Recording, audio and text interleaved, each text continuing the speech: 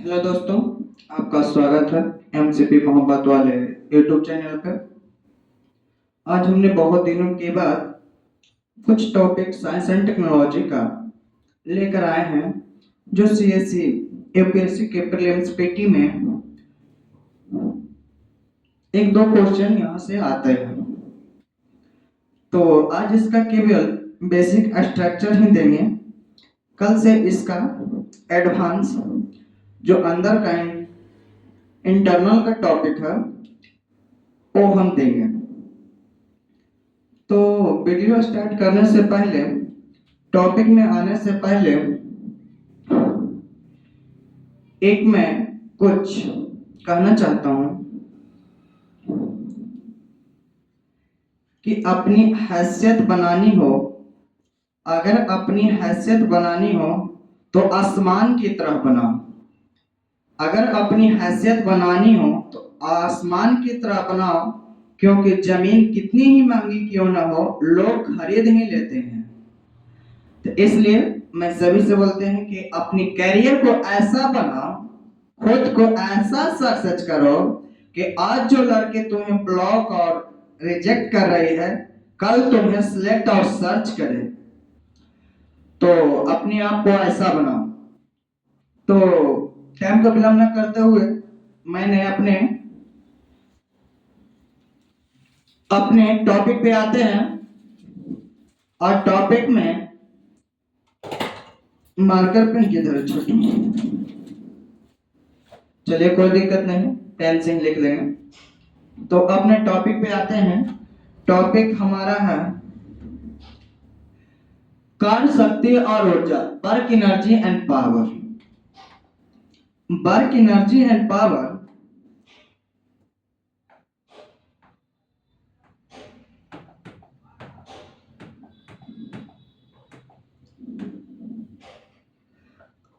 Work energy and power, पहला शब्द आया कार्य क्या है, इसी को डिफाइन करते हैं। कार्य होता है, कार्य को डब्ल्यू से सूचित करते हैं, एफ इंटू डे। ए हुआ बल और ए हुआ विस्थापन।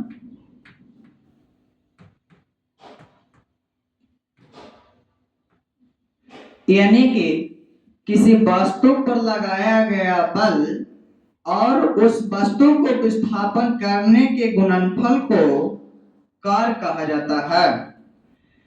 सीधा डेफिनेशन सुनिए, किसी नियत वस्तु पर किया गया कार्य और उस वस्तु के विस्थापन के गुणनफल को वर्ग कहते हैं। डेफिनेशन इसका लिखेंगे ऐसे,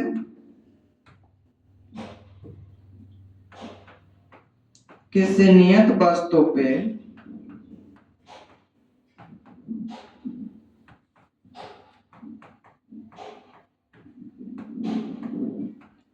किया गया कार्य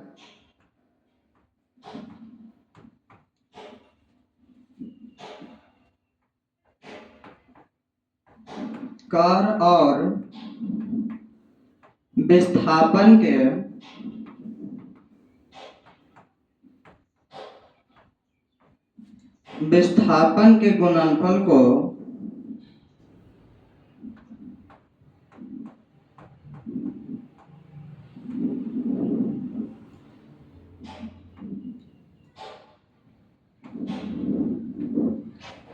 गुणनफल को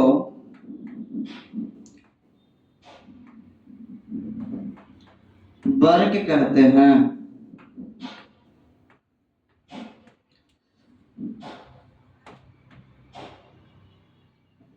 किसी नियत वस्तु पर किया गया कार्य और विस्थापन के गुणनफल को वर्ग कहते हैं। वर्ग को इसे W से सूचित किया जाता है, हम लोग करते हैं।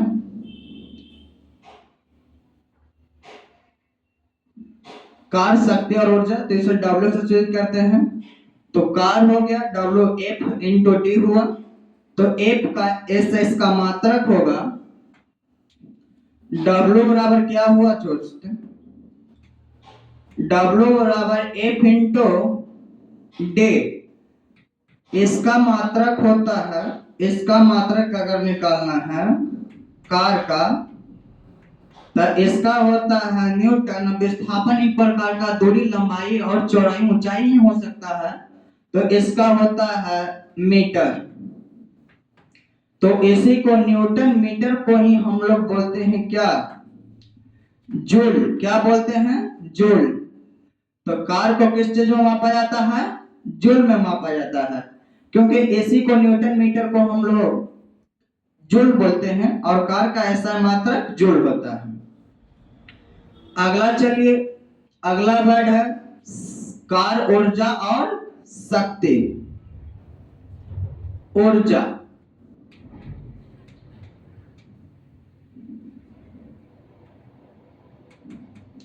कार्य करने की क्षमता को ऊर्जा कहते हैं।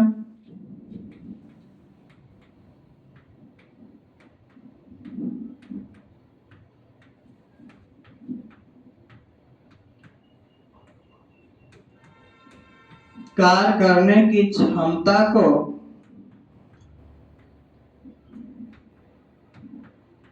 ऊर्जा कहते हैं।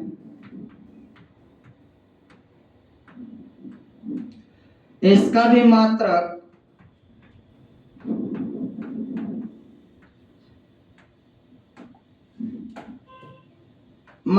जूल ही होता है।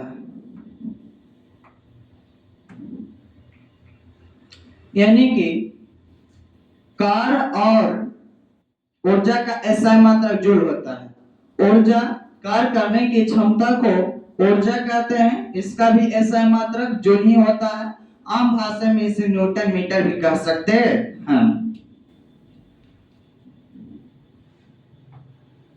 अब देखिए ऊर्जा के प्रकार, types of energy.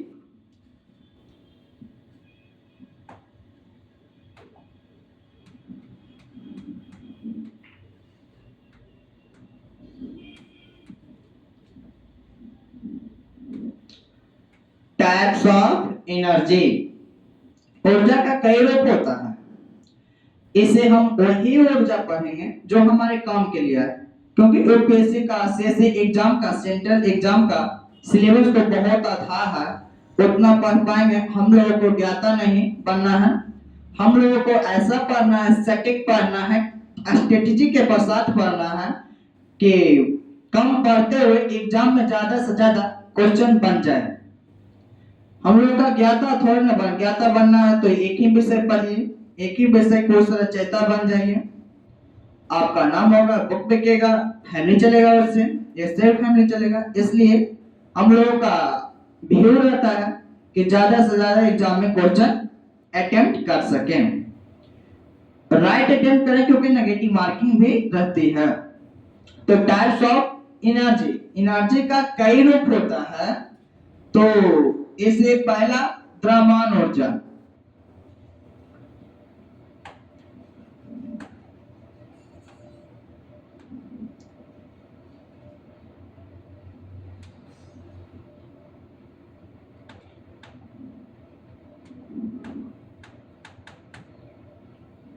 Types of energy.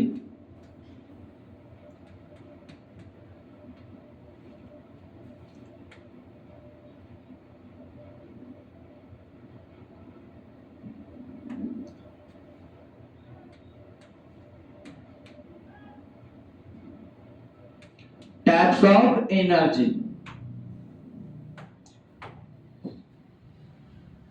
पहला है द्रव्यमान ऊर्जा। द्रव्यमान ऊर्जा, इसका मतलब हुआ द्रव्यमान। द्रव्यमान करने का मतलब कोई वस्तु होगा, उसी में तो द्रव्यमान होगा ना। तो द्रव्यमान ऊर्जा किसी वस्तु के द्रव्यमान में उपस्थित ऊर्जा को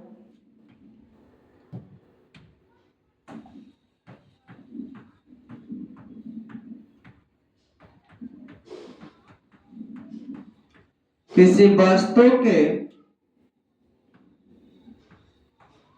द्रव्यमान में नियत ऊर्जा को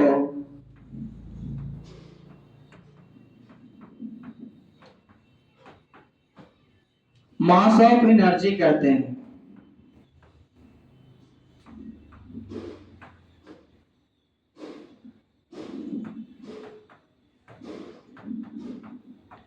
एनर्जी कहते हैं। इसकी गणना E बराबर mc स्क्वायर द्वारा, जो आइंस्टीन के द्वारा फॉर्मूला दिया गया था, इस फॉर्मूले के द्वारा इसकी गणना की जाती है। तो द्रव्यमान ऊर्जा किसे कहेंगे? द्रव्यमान ऊर्जा किसी वस्तु के द्रव्यमान में नियत ऊर्जा को द्रव्यमान ऊर्जा कहा जाता है। इसकी गणना आइंस्टीन के द्वारा दिए गए सूत्र E बराबर mc स्क्वायर द्वारा की जाती है। अब देखिए अगला ऊर्जा है नाभिकीय ऊर्जा।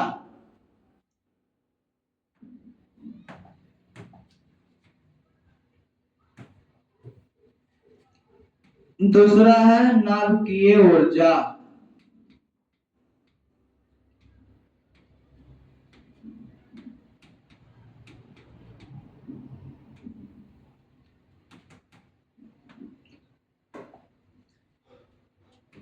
नाभिकीय संलयन, नाभिकीय विखंडन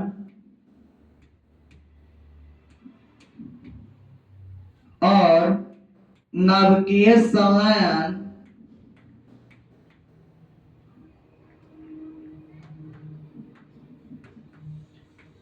संलयन से प्राप्त ऊर्जा को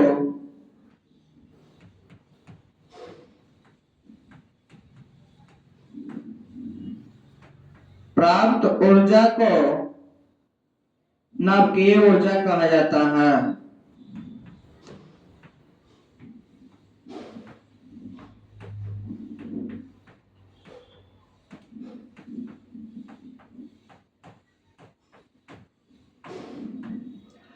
नाभिकीय ऊर्जा, नाभिकीय संलयन और नाभिकीय विखंडन से प्राप्त ऊर्जा को नाभिकीय ऊर्जा कहते हैं।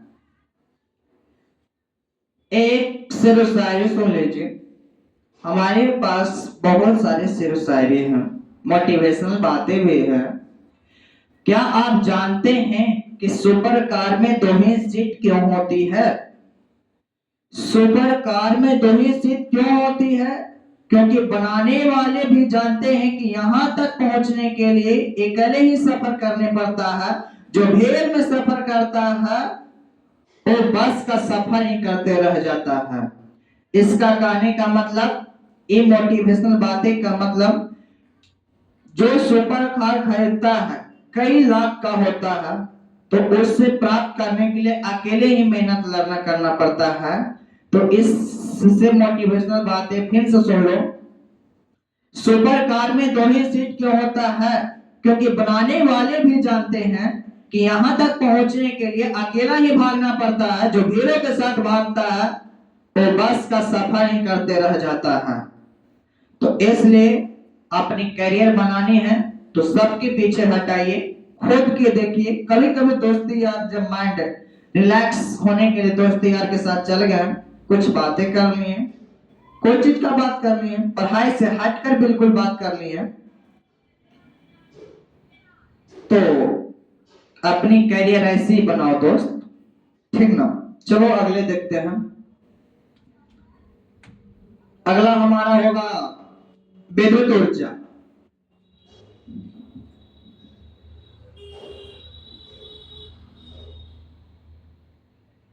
विद्युत ऊर्जा जो इलेक्ट्रिक ऊर्जा से प्राप्त होता है। रासायनिक ऊर्जा,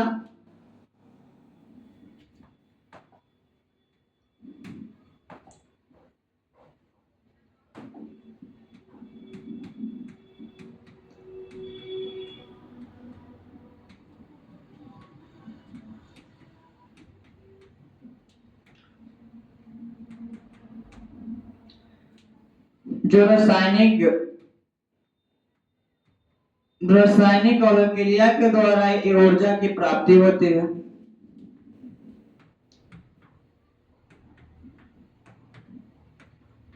रासायनिक अभिक्रिया से प्राप्त हो, और ऐसी ऊर्जा जो रासायनिक अभिक्रिया से प्राप्त हो, जैसे बैटरी से इलेक्ट्रिक ऊर्जा की प्राप्त हो, तो ये एक रासायनिक ऊर्जा की प्रक्रिया है। तो रासायनिक ऊर्जा है क्या? रासायनिक अभिक्रिया से प्राप्त ऊर्जा को रासायनिक ऊर्जा। उदाहरण बैटरी से इलेक्ट्रिक ऊर्जा का प्राप्त। अगला होगा हमारा, कई प्रकार की ऊर्जा होते हैं। यांत्रिक ऊर्जा,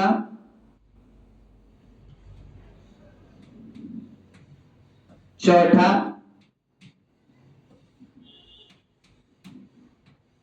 यांत्रिक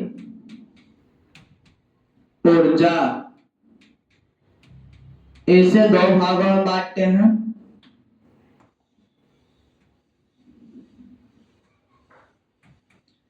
काइनेटिक एनर्जी, इसे गतिज ऊर्जा बोलते हैं। एक है पोटेंशियल एनर्जी, जिसे स्थितिज ऊर्जा बोलते हैं। एक है काइनेटिक एनर्जी, एक है पोटेंशियल एनर्जी। तो ये दोनों में इसका फॉर्मूला होता है के ई बराबर 1/2 mv²। इसका होता है पोटेंशियल एनर्जी बराबर mgh। ये भी वेग पे निर्भर करता है। काइनेटिक एनर्जी जो है भी पर निर्भर करता है, भी के अनुसार घटता बढ़ता है, घटता और बढ़ता है, भी वेग है।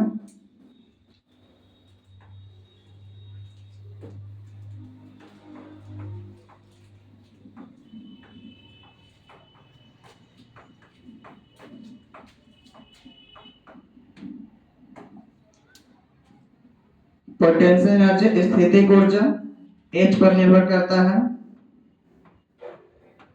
हाइट पे।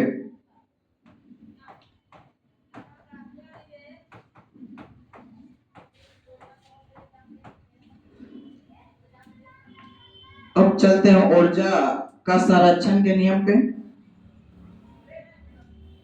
ऊर्जा संरक्षण के नियम।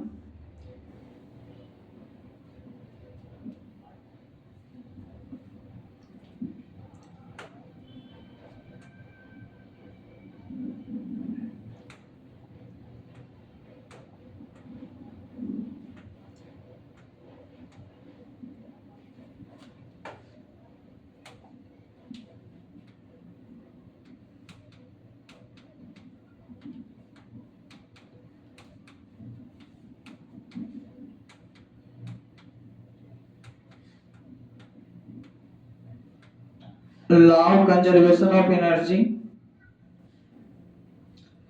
ऊर्जा को न तो उत्पन्न किया जाता है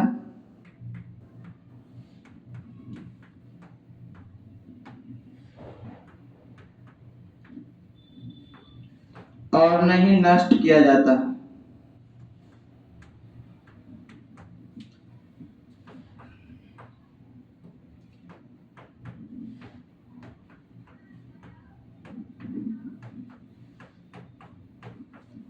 बल्कि एक रूप से दूसरे रूप में ट्रांसफर किया जाता है।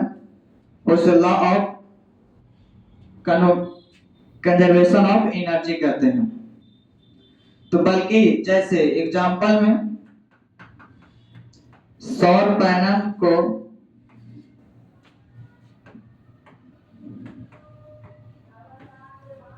नल से विद्युत ऊर्जा का बदलाव।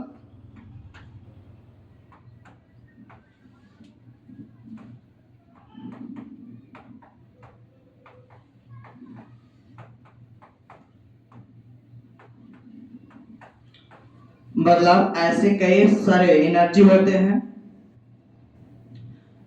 एक नोट पॉइंट लिख लीजिएगा।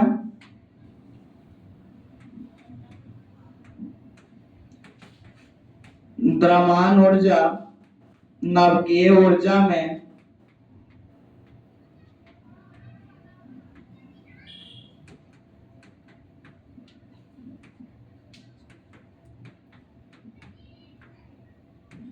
में बदलता है। द्रव्यमान ऊर्जा है जो नाभिकीय ऊर्जा बदलता है। तो आज के लिए इतना ही। एडवांस लेवल का कल आपके पास लेके आएंगे। तो thank you all the student, very good.